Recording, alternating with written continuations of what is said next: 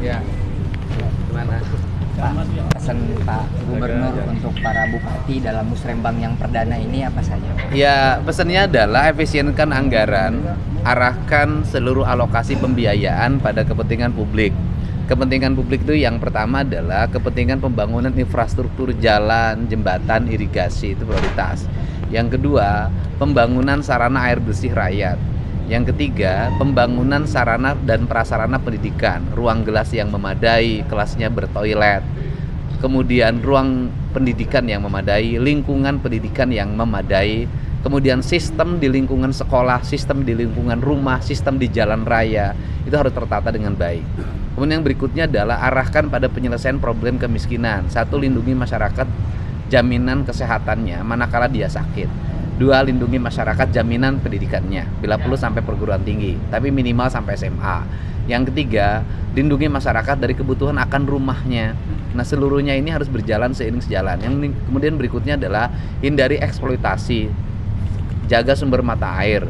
Kalau di kota-kota, hutan-hutan kota harus terawat dan terpelihara. Kalau di desa, maka gunung-gunung harus terawat terpelihara. Daerah aliran sungai harus terawat dan terpelihara. Karena itu adalah bagian strategik untuk membangun kemajuan, keberhasilan, dan kesejahteraan.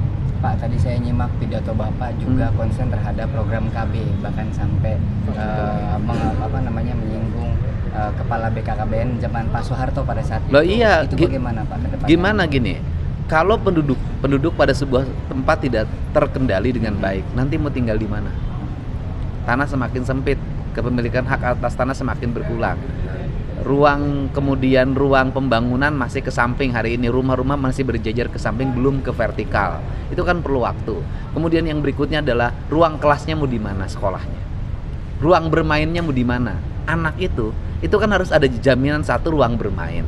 Kemudian ruang pendidikan, ruang relaksasi, kemudian harus dibangun dengan baik. Jumlah penduduk yang terlalu banyak, wilayah semakin menyempit, akan membuat depresi anak-anak. Nanti solusinya berarti seperti apa? Ber-KB. Vasektomi itu berapa? Pilihan KB itu banyak, baik pilihan laki-laki maupun perempuan, asal punya niat yang baik, gitu loh. Jangan sampai ketika diajak ber-KB nolak-nolak KB. Nanti giliran melahirkan nyari gubernur lagi karena nggak bisa ditebus di rumah sakit. Giliran sakit nyari gubernur lagi, nyari bupati lagi karena sakit nggak bisa terbayar. Kemudian giliran anak nakal, kemudian lukai orang, bagian gubernur lagi harus bayarin yang dilukai. Kan nggak boleh terus-terusan begini.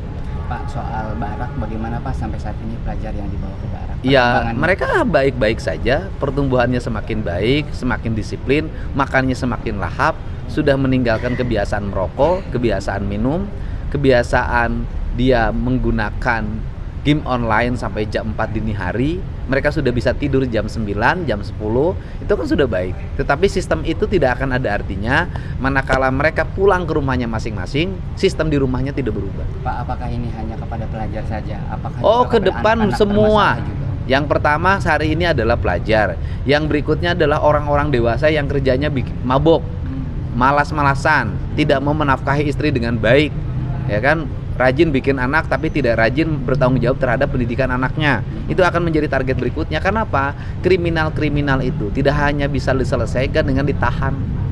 Orang misalnya nyurinya cuma ayam 1 ekor, di penjara, besoknya jadi nyuri kambing. Tetapi kita ingin cari jalan bagaimana mereka berubah. Jadi nanti ada sasaran berikutnya adalah orang-orang dewasa yang tukang bikin rusuh di lingkungan. Kalau ASN yang ASN malas akan menjadi garapan kita.